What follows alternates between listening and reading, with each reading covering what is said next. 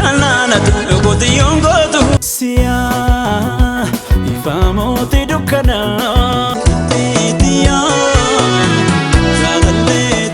bara 1990 keessaa kaasee gurra uummataa keessa kan bu'e Taaddalaa Gammachuun aartistoota Oromoo beekamtii guddaa qaban keessaa isa tokkodha.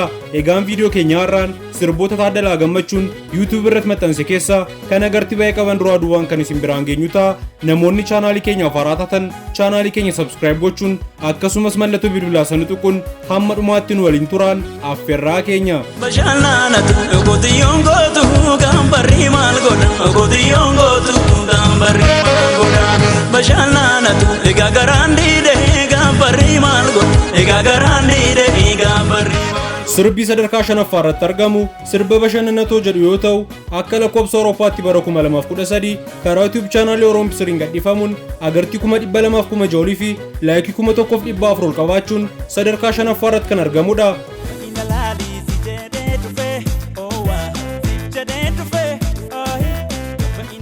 Sirba sababu yaakoo jedhu kana Taaddalaa Gammachuun Abbuush Zallaqaa waliin sirbe yoo ta'u akka lakkoofsa Awurooppaatti bara 2017 karaa YouTube chaanaalii Niwusitoo Sooshaaliin gadhiifamuun agartii 400,000 fi laayikii 2,900 ol argachuun sadarkaa arfaffaa irratti kan argamudha.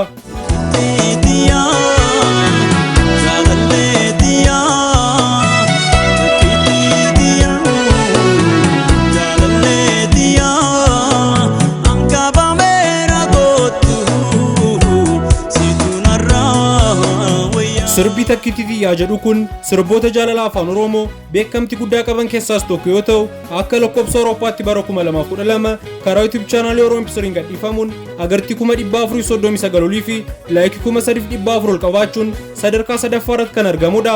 Siyaa ifaamooti dukkanaa soona jireenyaa gammachuu kan keessi achiisi ana yeroon ulfiina kee galchuu. Sirbi bara bara jedhu kun immoo sirba Taaddalaa Gammachuun Oromiyaaf sirbi yoo ta'u bara 2022 keessa karaa YouTube chaanaalii Vision Entertainmentiin gadhiifamuun agartii miliyoona 2.9 fi laayikii 49,000 ol qabaachuun sadarkaa lammaffaa irratti kan argamudha.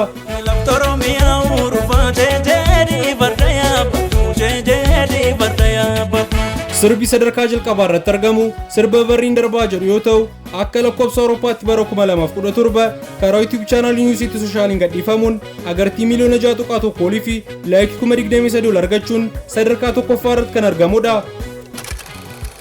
Maatiiwwan chaanaalii keenya sirboota Taaddalaa Gammachuu isin dhiyeessine keessaa kan irra jaallattan koomentii irratti barreessuun akkasumas chaanaalii keenya laayik, share, subscribe gochuun dagatinaa isiniin jecha viidiyoo biraan amma ol arginutti nagaa.